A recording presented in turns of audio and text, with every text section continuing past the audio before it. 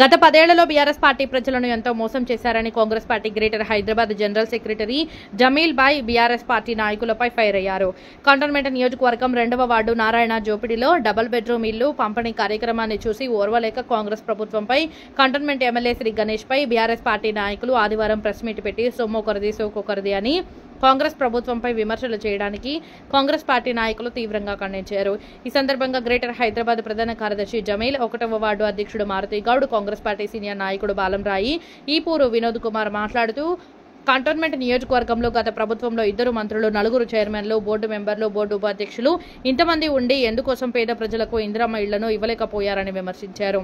5 దశాబ్దాల క్రితమే పేద ప్రజలకు ఇందిరమ్మ ఇళ్లు, రాజీవ్ గృహ కల్పాలు కట్టించి పేద ప్రజలకు సొంతింటి కలను సహకారం చేసిందే కాంగ్రెస్ ప్రభుత్వం అని తెలిపారు. గతంలో మెట్రో రైలుకు భూమి పూజ చేసింది కాంగ్రెస్ ప్రభుత్వం అయితే చివరకు ప్రారంభోత్సవం చేసింది బీఆర్ఎస్ పార్టీ.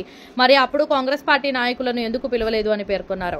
ప్రభుత్వం ప్రోటోకాల్ పాటిస్తుందని బీఆర్ఎస్ పార్టీ నాయకులు తెలుసుకోవాలని హితో పలికారు. కాబట్టి సొమ్ము మాదే సోకు మాదే విమర్శలు మానుకొని కాంగ్రెస్ ప్రభుత్వం చేస్తున్న అభివృద్ధిని చూసి అభినందించాలని బీఆర్ఎస్ పార్టీ నాయకులకు సరైన సమాధానం చెప్పారు. ఈ కార్యక్రమంలో కాంగ్రెస్ పార్టీ 3వ ward incharge Mahesh, Congress party senior నాయకులు బంగారు సదానందం, అన్నానగర్ మురళి, సయ్యద్ సిరాజ్, వివేక్, అబ్దుల్ రియాజ్, అష్రఫ్ ఖాన్, షేక్ దావూద్, వినోద్ తదితరులు అధిక సంఖ్యలో పాల్గొన్నారు.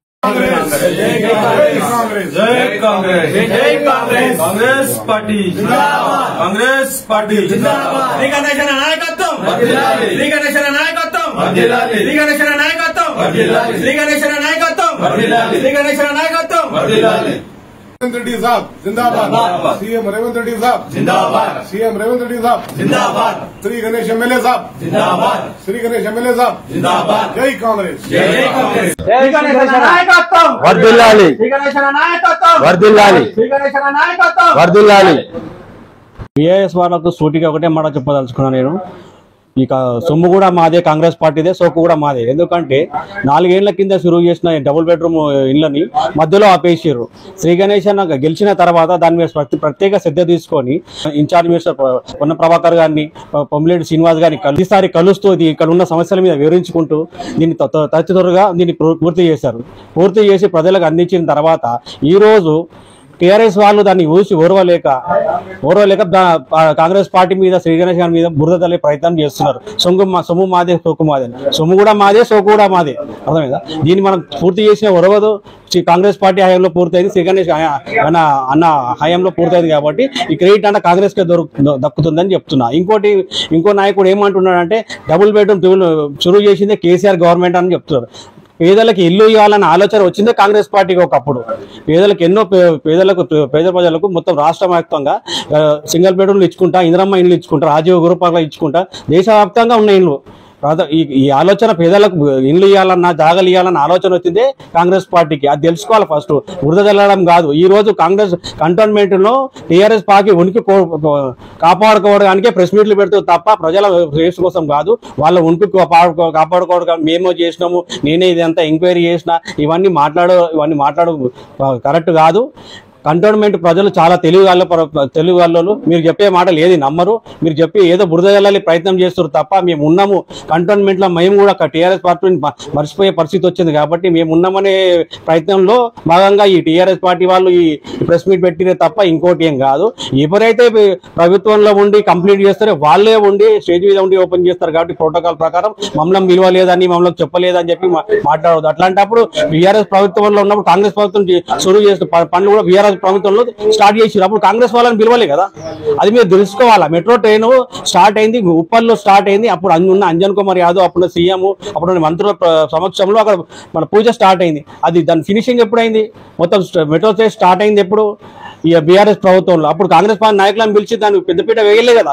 ఎవరైతే ప్రభుత్వంలో ఉంటారో వాళ్ళే దానికి అర్హులు. ఓపెన్ చేసే ప్రోటోకాల్ ప్రకారం నిన్న చెప్పి మనం పిలవాలి, మేమే చేసినాం మొత్తం అంతా 80%. అట్లా చేసి ఉంటే 2 ఏళ్ళు ఎందుకు ఆగుతుంది పని? అక్కడ 2 ఏళ్ళు ఆగడానికి కారణం ఏంది?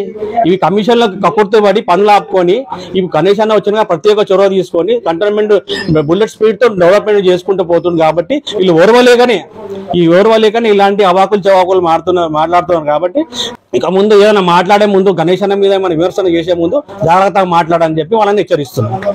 టీఆర్ఎస్ వాళ్ళు ఈ రోజు చూస్తే మొన్న జరిగినటువంటి 2 పడకల గదులు అనేటి మా గౌరవ ఎమ్మెల్యే గారు ప్రారంభించి ఏవైతే పేద ప్రజలు సొంతింటి కళ నెరవేర్చాలన్న ఒక సంకల్పంతో ఆగిపోయినటువంటి పనులన్నింటినీ కూడా పూర్తి చేసి రాబోయే రోజుల్లో ఎవ్వరు కూడా ఇల్లు లేని వాళ్ళు ఉండొద్దు అని చెప్పి అక్కడ ఉన్నటువంటి వారికి స్థానికంగా అందరికీ కూడా డబుల్ బెడ్రూమ్లు అనేది అందించడం జరిగింది.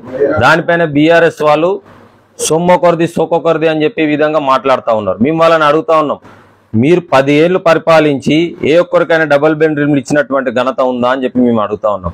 రాబోయే రోజుల్లో కూడా మేము ఇంకా కొన్ని డబుల్ బెడ్రూమ్లు ఇవ్వడానికి ముందు పోతా ఉన్నాం. మీరు 10 సంవత్సరాల నుండి పాలించి కూడా ఇక్కడ ఈ యొక్క నియోజకవర్గంలోనే ఇంతమందికి కూడా ఇయ్యలేక పరిస్థితి ఉండే మీది. మరి మొత్తం రాష్ట్ర వ్యాప్తంగా తెలంగాణలో మీరు ఎంతమందికి డబుల్ బెడ్రూమ్లు ఇచ్చిర్రో కూడా తెలియనటువంటి విషయం.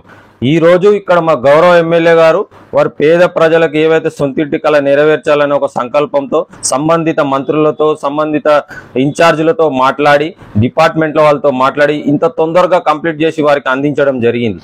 కాబట్టి వాళ్ళందరూ కూడా హర్షం వ్యక్తం చేశారు. ప్రజలంతా కూడా చాలా సంతోషంతో గణేష్ అన్న గారికి కృతజ్ఞతలు తెలియజేయడం జరిగింది.